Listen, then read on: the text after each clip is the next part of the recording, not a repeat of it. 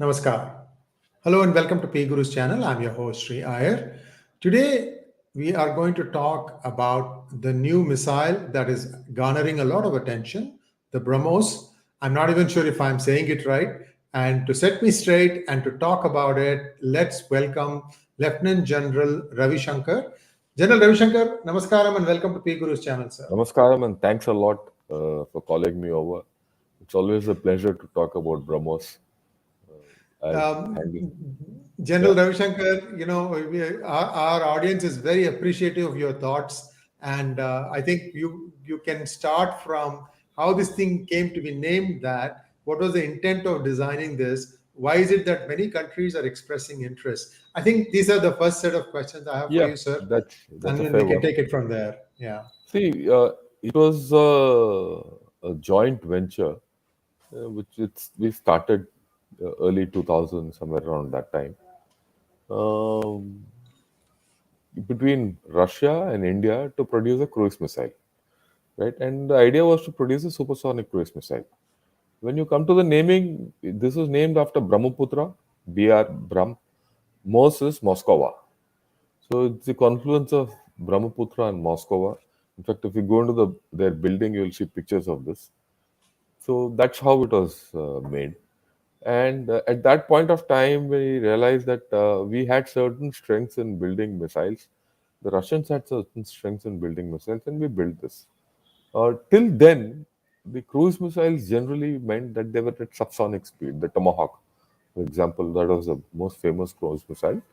It was a subsonic missile, largely ship launched. And this year we had a supersonic missile. Right now, supersonic missiles are very fast and very difficult to catch. That's why we went in for the supersonic stuff, and it gave us good. It's given us good payoffs. When you say supersonic, you have to understand. Normally, supersonic is anything above 1 Mach. This is 3 Mach plus. It goes to about 3 Mach max.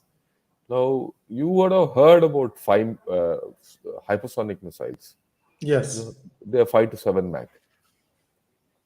We're just short of that.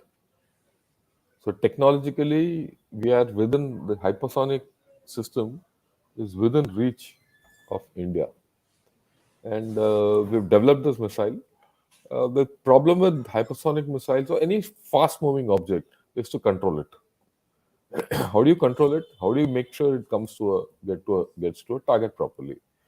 Uh, the great thing about BrahMos is that we've been now firing it for almost 5 to 10 years more, and we've managed to master this control and guidance bit also, apart from propulsion and all that. And as I understand from the newspaper, we've indigenized a lot of the missile. That is what the latest test is all about. And we've also been able to extend the range of the missile from initially it was only about 290 kilometers. Now it goes up to 500 kilometers. Plus, we now have a air-to-air version, or rather, I wouldn't say air-to-air version, an air-launched version, a ground-launched version, and a ship-launched version for different targets. And it can take on ships, it can take on ground targets, it can take on many things. So that's the long and short about BrahMos. So let me ask you a more technical question, General Ravi Shankar. Let's say the target is static, say some building or something like that. Now, the way I have understood it, and this was from doing some stuff 30 plus years ago, but I don't think the basics have changed, is that the target is captured in some sort of an image. And as the missile is flying, it is comparing to see if there is a match. And the faster it flies, the faster the computer's electronics have to be so that the 100% match or whatever the threshold 90-95% match is there very very quickly, otherwise you'll overshoot the target. So Yeah. is this something that is different or is it same thing like that? No, this is slightly different. What you're talking of is a Tomahawk, which is a terrain contour matching kind of a system, which was fed a programmed path, and along that programmed path it would fly and match the terrain underneath it, and then home onto the target. This is not like that. You actually feed the coordinates of the target, feed waypoints, and the missile follows the waypoints in a cruise. It cruises along that. In the process of cruising and reaching that, the waypoint could be, up and down and left, right. So that means you maneuver the missile in all three directions, right, and take it to the intended target. At the target, you had different modes. You also had a sensor. You have a sensor in this, which says that you're on the right target and hits it. And that's only for the terminal phase, right? So I think it's a very good system.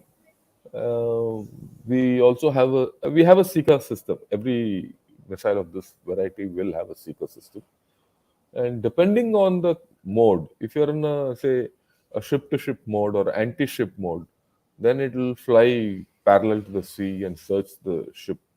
It, it all aligns itself to the target. So that's how it is. And And if it's in the mountains, it comes vertically down. and during the path, it doesn't interact or rely on any other coordinates. Like, for example, going to a satellite to pick up where it is or something like that. It knows that because it knows the starting coordinates, it can basically use sensors or things like that to Yeah, yeah. know. It's a no. We don't. It's not Everything dependent. is self-controlled, is what I'm trying to say. Yeah, yeah. There are layers of redundancy in this, but Yeah. it is generally it has everything. It's normally what I've seen is it's been fail proof. And it's been known to fly altitudes. Has it been tested like 15,000 feet or something like that, or No, and is there a that's a limit? normal. You see, that's a normal thing. It goes. The one moment of a missile is, guided. It doesn't matter which altitude. You can take it wherever you want.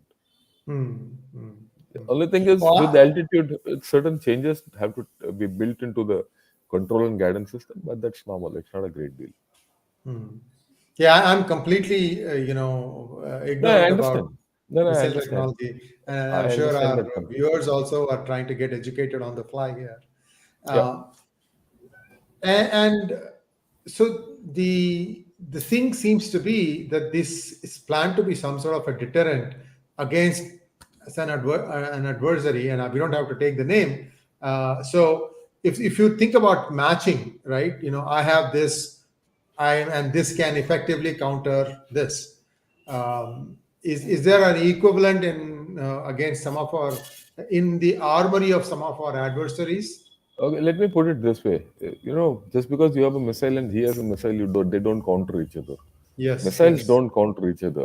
Missiles right. counter your capability to hurt him somewhere else, right? That's how it is. And his Hmm. capability to hurt you somewhere else.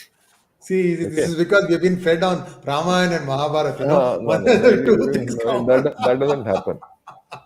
You can your missile do the designated function for you? Is the question. It does. Well, can his missile do what he is this thing? He would have designed it for that. So how can you defeat that missile or our missile? Yes, there are methods, but I can't tell you all that now. No. Of course not. Of course So not. so we leave it at that, right? But is it easy? Is it easy to do all that? No, it's not. That's why you're going at supersonic speeds. You're looking at 3 Mach. The moment you cross 1.5, 2 Mach, it's very difficult to catch a missile. When you're looking at 3 Mach, why is hypersonic systems, which China fired, everyone says, oh, it's a game changer. It's a game changer because you can't catch it. And look at it logically. If a if a cycle or a car is crossing your path at a particular speed, you see it, you detect it, and you want to catch it. You want to catch up with them like a cycle, like a cop and robber story. Don't you have to go faster than him? Right. And there's a pickup time for you have to first acquire him. Where is he going? How is he going? And all that. And then you have to go faster, or you choose a different route and intercept him. I mean, it's fundamental. So if that chap is going at 60 kilometers per hour, probably you'll have to do it at about 200 kilometers per hour to reach him from the distance, right? To intercept him at a thing. That's the thing. Now just think this fellow is going at 3 Mach, 3 times the speed of sound. Someone sees, someone detects him. That means he has to come at this BrahMos at minimum 5 to 6 Mach, right? It's not so easy. I mean, So, the technical issues also in this. I'll not good. You have to turn the missile. Turning a missile right, is right. right. I Navigate. mean, Yeah. the missile has to take a turn. If a missile has to take a turn, you see in cars, you take a tight turn and the car starts flying somewhere else. Same thing happens in a Right, right, missile right. also. So I'm giving you basic equivalents which are understandable. Of There are course, other, of course. yeah, there are technical parameters which make it very difficult to catch this missile. Now, since it is going at supersonic speeds, so there must be a sonic boom somewhere. All that is taken care in the beginning only. Okay. The moment this fellow takes off, if you see the clip which was put out on Twitter also today, the fellow takes off straight with the booster and then turns and takes off. The ramjet takes off. Okay, the moment the ramjet takes off, he achieves that. Sonic movement all is minor, irrelevant. Hmm. That happens over your head. I see. I see. So Well, and this chap has to reach 500 kilometers away, so you got a long way to go. and payloads are something that is still, because payload defines the range also, isn't it? I mean, when you say Well, it goes from and 300 to 500, go ahead. the payloads are generally fixed Hmm. in this kind of missiles. You don't need a great payload for this. For the simple reason, the terminal velocity of the missile is so high, and the kinetic energy which is generated is so high, half mv squared, right? And if he's hit the target, say at 2 Mach, 3 Mach, the terminal energies are so high that it's devastating. In fact, in General, one test I found, somewhere where we had done, we couldn't get the missile. We thought the missile had missed the target. Then we said, no, no, let's search again. And when we searched, we found this missile had gone deep into the sand, and it had gone so far into the sand, the top layer fell back, and we couldn't figure out where it was. So it's very fast. Yeah, I have a slightly unrelated question, General Ravi Shankar, and this has to do with your knowledge of water. And I read somewhere that China has a lot of water, but at least 80% of that water is not even usable for like irrigation. Is it yeah, true? yeah, it's right. There, all their rivers, the main rivers, the Pearl River, Hangzhou, Yangtze Kiang, these are all polluted. I see. I mean, is it like River Nile where they say Yeah, that almost. you can't even dip your hand in it? Yeah, it's almost like that. They're in a bad shape. Wow. Hmm. That is why they're trying to divert Brahmaputra waters. But then, isn't that like, see, that terrain, even if you dig tunnels, this is going to hit sub-zero temperatures very fast, isn't it? As the water Yeah, goes, it will so happen, it will freeze the but water, and it'll. probably will not use it for winters. We don't know their plan, so I'll not hazard a guess. Hmm, hmm, I'm sure hmm. they also know water freezes there. Of course, of course. So, I mean, it seems like, see, their population, four-fifths of it is on the along the eastern seaboard, or maybe 200 miles inward, and what you are here is thousands of miles away. but they're taking water. That's Long haul. their. They'll take it through pipelines. Well, they don't have. They have to do something, Wow. It's and just they, intriguing that this country is going to go quickly. Just thinking about all these challenges they have, I don't for I mean I can't imagine why they want to go and try to rattle all their neighbors. well, that's the communist way. They want to be the best, advertise themselves as Superman. So all the best of them. General Ravi Shankar, I think I'm kind of out of questions at this point of time. We've had a very crisp conversation thus far. I think there are a couple of questions from our Yeah, readers. sure. So if it's okay with you, we'll just take up those Yeah, yeah, questions. yeah. You can. Yeah. Mandar Karnik wants to know, is BrahMos same as P800 Onyx, just a lower range version? I really don't know what this Onyx is all about. Let me be very honest.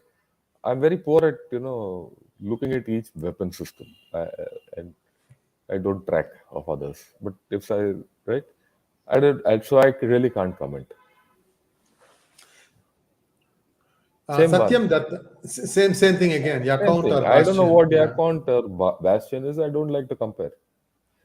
Well, Why I BrahMos think is. as a yeah, we've defined the function. That is most important. That it No, can travel at a certain see, speed. yeah, there is at this point of time there is no other cruise missile which is faster. This is the fastest in the current stable, right, of cruise missiles, and it uses ramjet technology, and it is perfect. It uses thrust vector control, and it has been in service. It is we have a air version, we have a naval version, and a land version, and we have adequate numbers raised. So let's be happy. Is BrahMos a cost-effective missile system considering Chinese cheap systems with mass and numbers, like Iron Dome in Israel against Hamas's rockets? Like I said, Iron Dome is a AD system, and Hamas rockets are baby rockets compared to BrahMos. Catching BrahMos is very difficult. I mean, it's virtually impossible at this point of time, right? I don't know whether even the S-400 is capable of getting onto BrahMos. Actually, that Right? question was coming up. You've Yeah, already, you've moved ahead of our questions. because I don't look. Like I told you, this tap is moving at 3 Mach. 3 Mach is some speed by any distance, and you really have to see. And Right. if you have to catch him, you have to be at 7 to 8 Mach, and you have to turn and twist. And the step is not going straight and giving away a happy signature. He's cruising. The moment you cruise and you go through terrain, re-enter and AO, you can't catch him also. So detecting a BrahMos itself is difficult, right? And all you have to then detect it through space and then track it and have a great communication command system to know where it is. You still don't know where it is going, right? And in that you have to find out and then you launch. Within that, the fellow is already on the target. It's so fast. Within 3 to 4 minutes, he's done his trick of 400 to 500 kilometers. I mean, 3 Mach is 1,000 meters per second velocity Per something. second. Right. Yeah. Super fast. Yes. The next question, I don't know if you want to answer this one. I'll just ask you anyway. Suresh Gupta wants to know what about the progress of submarine launched BrahMos missile program status? Explain its significance. Yeah. I don't know the status. They're developing it. When they develop it, they'll come out with it. The advantage of a submarine launch is that you can launch it underneath. Okay. The moment you have the capability of launching any missile or a torpedo from a submarine underwater, not a submarine which surfaces and fires. That's not. The moment you can do that, you have a full triad capability, right? And I understand we are trying this. I also know that there are technologies which can make this happen, right? How they're going to fit into BrahMos, it's speculation. I really don't know. I don't know I mean, let me be very frank.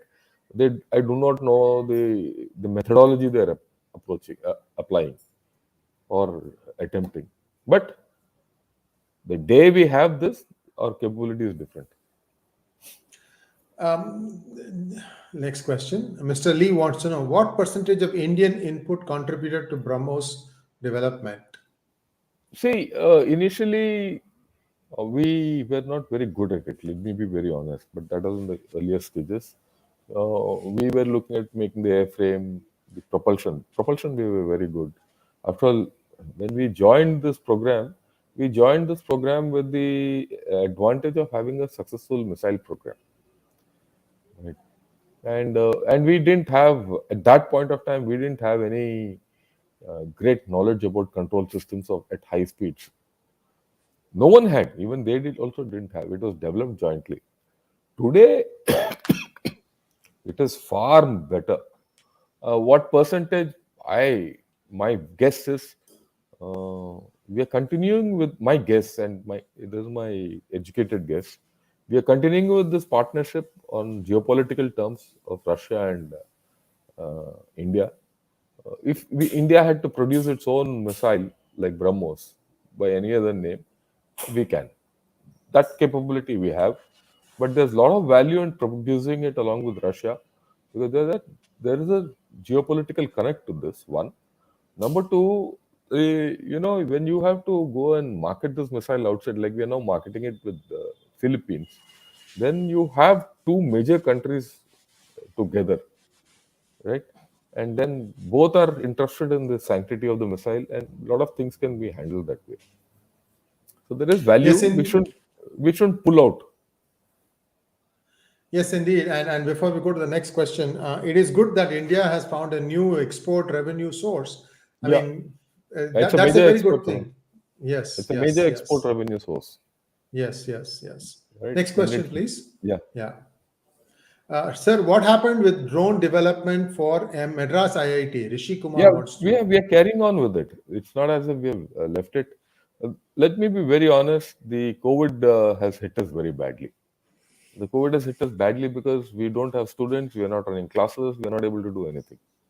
Otherwise, generally, we are in talks with Bell and NAL and us to have a joint consortium to, you know, come out with a full range of drones.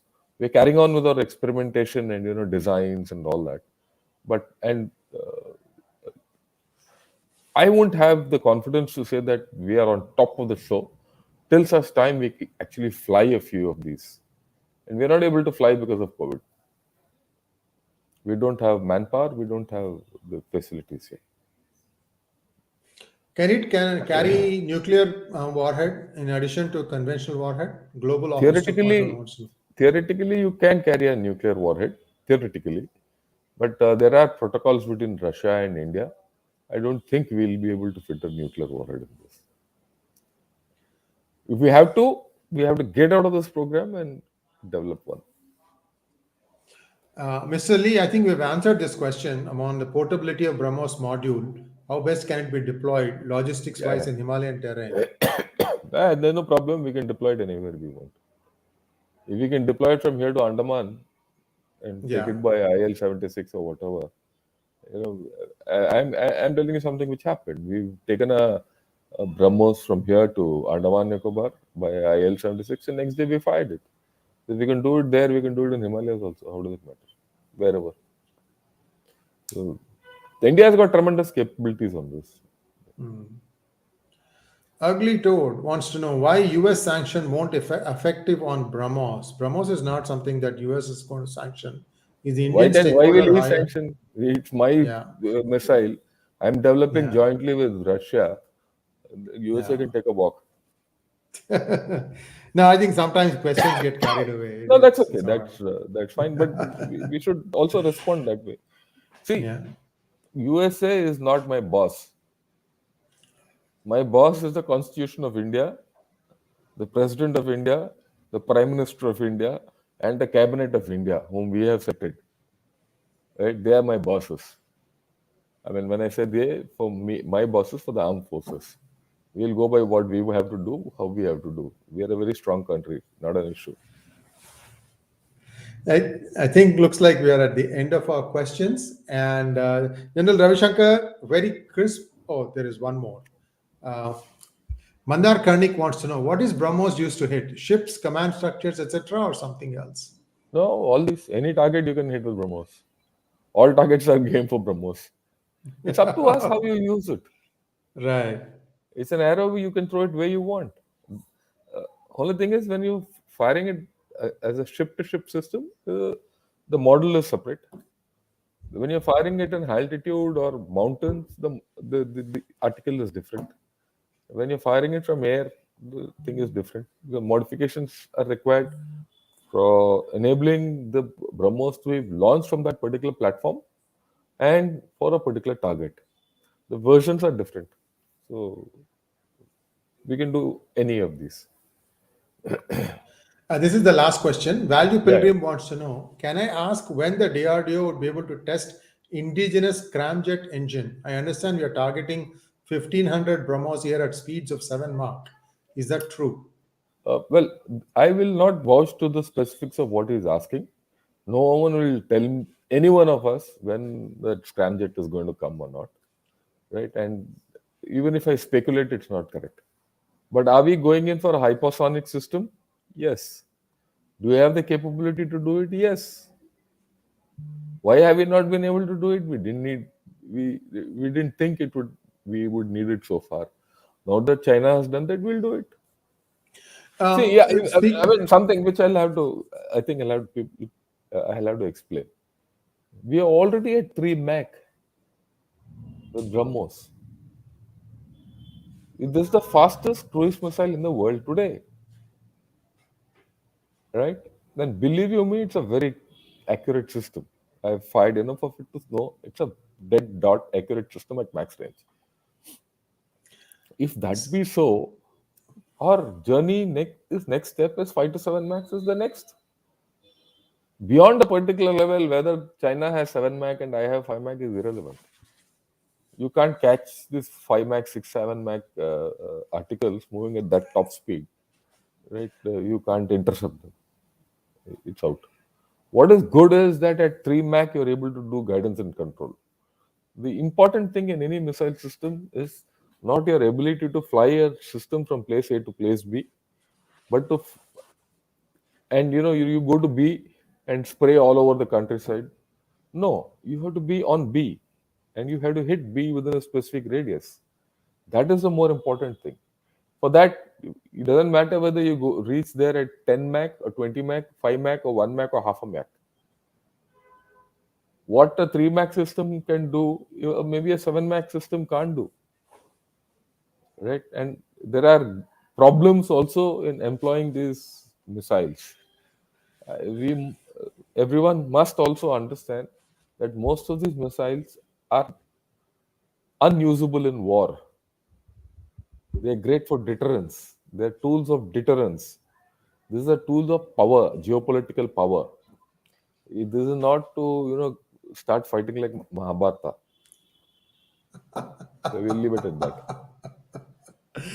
General Ravi Shankar, this is just a curiosity question. Was that hypersonic test claimed by China true? Well, I'll go with this. Why should I doubt what they've done? They fired, and they're telling it with full pride that I fired it at 5 or 6 Mach. I don't remember, at hypersonic speeds. And we all know that to fire hypersonic, you have to get out of into the exosphere, and then use the rotation of the Earth to speed your vehicle. Okay, see, it's very simple. I mean, if a missile goes out of the atmosphere into space, he becomes stationary. The Earth is still rotating at 7 meters per second, right? That's going fast. So this differential between the guy whom you put out into the atmosphere and the spin of the Earth gives you that speed. You don't increase the speed of that glide vehicle by any propulsion. You increase it by differential speed. And then you make him re-enter. And you make him re-enter in a manner in which he'll get additional speed. So your hypersonic system is the fundamental system is to project a particular article into the space and use space to generate speeds. These are all very nascent technologies. It's not so easy. Okay. And so it will take time. So I will not doubt what China has done. They must have done it. After all, any nation which has a space program, which has sent satellites, which has sent shuttles into the lunar orbit or the Mars orbit, or you attempted moon landing and Mars landing, or an asteroid landing, right? Or if you have done any of these, you have this capability. Whether you actualize it for war and show it as a missile is a different story. They've chosen to show it, but they also said that it's gone from 30 odd kilometers away. It takes time. These things, it's not a weapon system which will get deployed tomorrow. Well, the best compliment, I guess, came from US, which said we have some catching up to do. That Yeah, that means they must and have see, evaluated it. yeah, So, And last question. Guys, don't keep, excuse me, trickling in questions. General is in the hope. I'm going to be done. No, I'm no, going to it's be okay. done. Value Pilgrim wants to know: can we export BrahMos to Taiwan for a strategic quid pro quo on semiconductors? Um,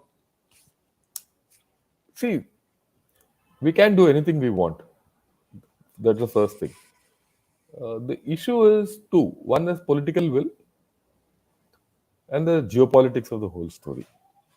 We have to weigh whether is it worth giving Taiwan this capability and then inviting Chinese reactions on Taiwan and on India. All this, right? Many people with whom I've discussed, we feel, and this is my opinion also. China today is your adversary or competitor, whichever way you look at it. You've not had great relations with them in the recent past. That's also a fact. But if you go back into centuries, we are both civilizational powers. Throughout our civilization, India and China, we've never had a problem. They've grown the way they had to grow, we've grown the way we had to grow, evolved. It is only in the past 100 years, ever since the stupid communists have come, that there's some misunderstanding between these two civilizations over a border. Earlier, it was not there. So, by converting China from a competitor to an adversary into an enemy, is it worth it? You don't need a civilizational enemy. So, you have to be little smart about it. At the same time, can we play this card? Oh, we'll give BrahMos to Taiwan and to keep China at bay. Yes, we can. So ambiguity is important rather than being, oh, I will do it, I can do it, I must do it. No, ambiguity. Strategic ambiguity is part of the game. Right. And we don't need a quid pro quo on semiconductors. And I am telling this with some degree of knowledge. Right? Yeah, it's They'll more come. in their interest to spread their It risk. is their interest. They want to spread the risk. And the next part is we don't need the greatest, 9 nanometer or 10 nanometer wafer thin semiconductors. You need second generation, third generation semiconductors are more than enough for 4G India. And if you can do 4G in India, we'll do ourselves a great good. We don't need 5G at all. General Ravi Shankar, I worked on 10 nanometer and 7 nanometer. I'm telling you, it's one of the hardest things to do because Yeah, it's really pushing the boundaries of physics. And I still get a yeah, I agree headache when with I you. start thinking about some of No, the we challenges don't we need were all that. facing. See, Yeah. everything depends on what you need, what you can absorb, what you can use. Our systems are pretty archaic, and they're good. They're archaic. Then you are cyber proof against Chinese cyber activities. They can only do that much, right? And let's grow slowly, and let's grow surely, rather than trying to do get the latest at the costliest, and ultimately it doesn't work for you. Yes, indeed. And yeah, I think India is surely but steadily going towards that path of self reliance in arms and ammunition. And this is not one thing. We have so many different ways in Yeah, yeah. which now war is being fought. And as always, General Ravi Shankar, it's a pleasure having you on our channel. Today, I was looking at the traffic. It started slow and then it just took off, just like a BrahMos. Thank you very much, sir. Thank Namaskar. you. Namaskar. Thank you.